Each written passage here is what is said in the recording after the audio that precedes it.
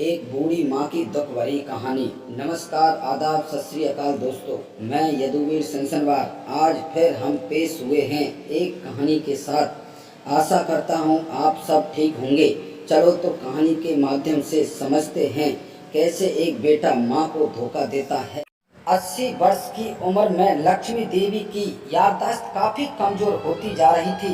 उन्हें रोज की चीजें याद ना रहती, लेकिन जो उन्हें हमेशा याद रहता वह था उनका बेटा। दिन हो या रात, एक पल भी ऐसा ना होता जब उन्हें अपने बेटे की याद ना आती हो। दूसरी तरफ बेटा था जो 20 साल पहले ही अमेरिका में सेटल हो गया था। वह कभी भी माँ की राजी खुशी भी नहीं लेता, फिर भी बूढ़ी माँ टकटकी लगाए बेटे के इंतजार में बैठी रहती। एक दिन बेटे का विदेश से फोन आया। हेलो हेलो माँ, सुन रही हो ना? मैं रवि बोल रहा हूँ, तुम्हारा बेटा। कैसी हो माँ? मैं ठीक हूँ बेटा, तुम और बहू, मेरा पोता कैसा है? माँ ने पूछा। सब अच्छे हैं माँ, मैं अगले हफ्ते गांव आ रहा हूँ माँ, तुम्हें लेने। अब हम सब एक साथ ही अमेरिका में रहेंगे। माँ, तुम्हारी बहू कह रही थी माँ को यहाँ पर लेकर आओ, बेचारी अकेली वहाँ परेशान होती होंगी।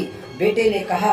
माँ की बूढ़ी सूखी आंखों में आंसुओं से भीग गई। उसके कमजोर शरीर के नस नस में खुशी की लहर दौड़ गई और बेटे और बहू का अपने प्रति प्रेम देखकर माँ का मन खुशी से भर आया।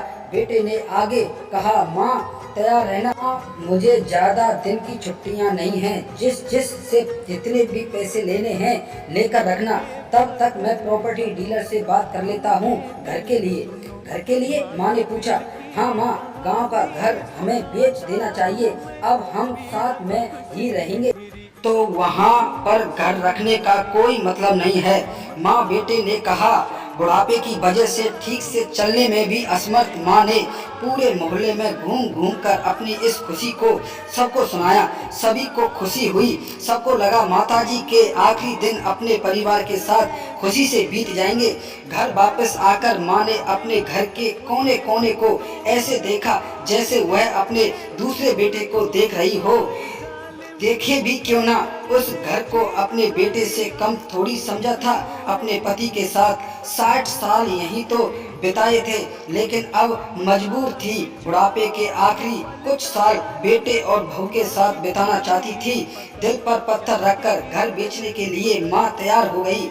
आनन फानन में बेटे ने घर को आधे दामों पर बेच दिया। माँ ने ज्यादा नहीं, लेकिन जिन चीजों से दिल लगा था उन चीजों को समेट और बेटे के साथ टैक्सी में बैठकर एयरपोर्ट के लिए चली गई। एयरपोर्ट पर आकर बेटे ने माँ से कहा। माँ, तुम यहाँ बेंच पर बैठो, मैं सामान और बोर्डिंग पास की जांच कराकर आता हूँ। वहाँ वक्त लगता है और खड़ा रहना पड़ता है, तुम्हें तकलीफ होगी, तुम यहीं आराम करो। मैं यूँ गया और यूँ आया। माँ बेंच पर बैठ गई और बेटा अंदर चला गया। काफी समय हो गया, बेटा वापस नहीं लौटा। माँ सोचने लगी ज्यादा भीड़ होगी इसलिए देर लग रही होगी। अंधेरा होने को आया, अब लोगों की चहल भी कम होने लगी। माँ को अब चिंता होने लगी। तभी एक कर्मचारी ने आकर पूछा। किससे मिलना है माताजी आपको? यहाँ पर क्यों बैठी हैं? डरती हुई आवाज में लक्ष्मी देवी बोली। मेरा बेटा अंदर सामान की जांच कराने गया है और हम अमेरिका जा रहे हैं। क्या नाम है माताजी आपके बेटे का? कर्मचारी ने पूछा। रवि नाम है मेरे बेटे का, लक्ष्मी देवी ने बताया। कर्मचारी अंदर गया और थोड़ी देर बाद बाहर लौटा। उसने लक्ष्मी देवी से कहा। माँ जी, अमेरिका जाने वाली फ्लाइट तो दोपहर में ही जा चुकी है और आपका बेटा भी उस फ्लाइट में बैठकर अमेरिका जा चुका है। अब आपके यहाँ बैठने का कोई मतलब नहीं है, आप भी अपने घर चली जाएं। क्या जा चुका है और मैं घर जाऊं? माँ की आंखों से आंसुओं के सैलाब उठने लगे और फिर रोती हुई लक्ष्मी देवी सोचने लगी, घर भी तो मैं वापस नहीं जा सकती क्योंकि घर तो बिक चुका है। इस प्रकार लक्ष्मी देवी रोती हुई एयरपोर्ट के बाहर आ गई और फिर सोचने लगी, क्यों ना यहीं पर रहकर बेटे का इंतजार किया जाए, क्या पता वह वापस आकर मुझे अपने साथ लेकर जाए। और फिर वह भीख मांग कर अपना गुजारा करने लगी। इस कहानी को सोचने में और लिखने में आज मेरी आंखों से आंसू आ गए।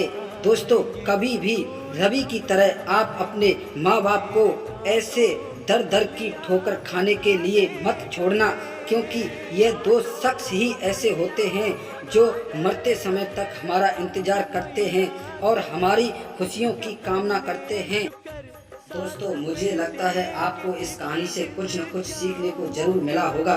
चलो दोस्तों, इसी के साथ हम आपसे विदा लेते हैं। अगर हमारी कहानी आपको अच्छी लगी हो तो हमारे चैनल को सब्सक्राइब करें और कहानी को लाइक जरूर करना और कमेंट करके हमको बताना आप अपने माँ बाप से कितना प्यार करते हैं। और फिर हम पेश होंगे एक नई कहानी के साथ। तब तक के लिए हर हर महादेव। सब सुखी रहो, सब खुश रहो, अपने माँ बाप की सेवा करते रहो, यही मेरी आपसे कामना है। धन्यवाद।